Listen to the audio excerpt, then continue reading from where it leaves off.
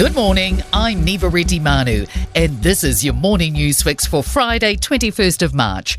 In this update, New Zealand is out of recession, but the recovery could be less of a sprint and more of a crawl.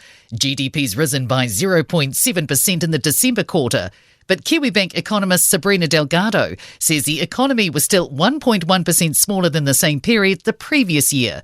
The construction and mining sectors both shrank by more than 10% during the year. If you look at the annual numbers, they're less pretty. Any growth we're getting here right now is still off a very low base. In-person overnight urgent care in Napier is back on the table. A leaked proposal earlier this year revealed the government was considering scrapping the nurse service and replacing it with a virtual equivalent due to low demand. After community backlash, which includes a protest planned for the weekend, Health Minister Simeon Brown has announced Napier Health's overnight care will continue. He says they will also add an additional nurse with prescription abilities and medical support from a doctor via telehealth. 3 people have been arrested following alleged extortion of shoppers by security at an Auckland supermarket. A woman says she was accused of shoplifting in January, where guards demanded she pay almost $400 before threatening more fines. 5 victims filed complaints. Emily Ansell reports. Detective Senior Sergeant Kevin Tiernan says men aged 23 and 39 and a 19-year-old woman will appear in the Manukau District Court on Wednesday.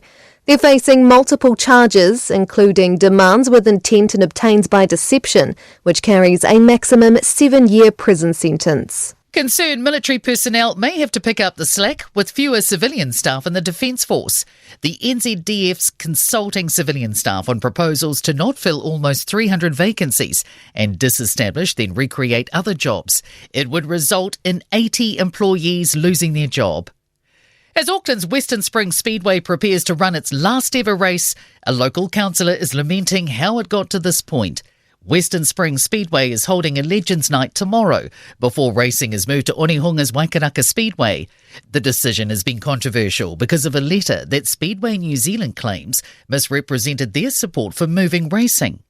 Councillor Mike Lee says it's hard to tell if that letter was deliberately misrepresented. One has to be careful what one says, but the letter was so bad that a complaint was made to the Serious Fraud Office.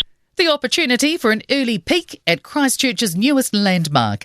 Te Kaha Stadium's opening its doors early as part of May's Open Christchurch Festival. The event showcases buildings of architectural interest across the city. And in sport, the International Olympic Committee has anointed double gold medal winning swimmer Kirsty Coventry as their 10th president in Greece. The 41-year-old Zimbabwean will be the first woman and the first African to serve in the role from June 23rd. New Zealand Rugby's plan to field an under-18 team against Australia this year is being opposed by a 40-plus consortium of the country's secondary schools. Melbourne have beaten Penrith 30-24 to open round 3 of League's NRL. I'm Neva Manu. That's your latest news fix, and we'll be back with the next update at midday from the Newstalk ZB newsroom.